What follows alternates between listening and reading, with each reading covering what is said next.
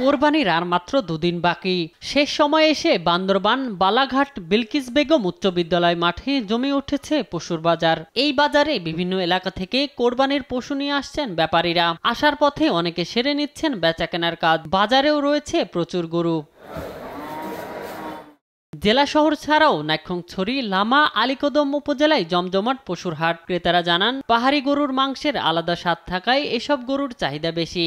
তবে বৈরী আবহাওয়া ও কাদামাটির কারণে ভোগান্তিতে পড়েছে মানুষ। আসলে অন্যান্য বছরের তুলনায় এই বছরের গরুর দাম তুলনামূলকভাবে একটু বাড়বে, কিন্তু হয়তো শেষ পর্যায়ে গিয়ে আর একটু কমার সম্ভাবনা আছে। যদিও ক্রেতা বিক্রেতার উৎফুল্ল অবস্থা, এখানে সবাই আমরা আসছি গরু মাত্র দেখার জন্য। তবে আসলে বৃষ্টির কারণে সমস্যা হচ্ছে কাদা মাটির অবস্থা। দাম চাচ্ছে ক্রেতা মানে 1,40,000 ডিসি দাম 1,20,000 হলে চালিয়ে দেবো।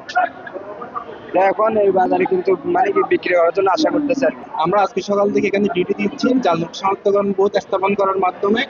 এখানকার বান্দরবানের মানুষ তো বেশিরভাগ সহজ সরল, এই জন্য ওরা মানে জালমুখ খুব কমই চিনে। সকাল থেকে মিনিমাম এই পর্যন্ত 8-10 জন কাস্টমার টাকা আমরা চেক করে দিয়েছি। এদিকে কোরবানির বাজারগুলোতে বিশেষ সুরক্ষায় ভেটেরিনারি টিম, নকল টাকা যাচাই এবং ক্রেতা ও বিক্রেতাদের নিরাপত্তা নিশ্চিত করতে আইন শৃঙ্খলা রক্ষাকারী বাহিনীর সদস্য মোতায়েন করা হয়েছে। আমাদের ভলান্টিয়ার রয়েছে এবং আপনার যে টাকা গণার জন্য, যাচাই করার জন্য আমাদের ব্যাংক থেকে, ইসলামী ব্যাংক থেকে লোক আসছেন এবং প্রাণী সম্পদ অধিদপ্তর থেকে আপনার লোক আসছে, যে গরু কোনো সমস্যা হলে এরা দেখতে পারার মতো ওরা আছে।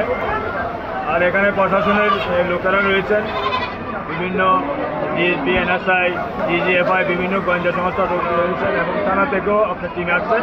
গত বছর এই বছর অনেক গরু, বেশি গরু আসতেছে, এখনো আসতেছে।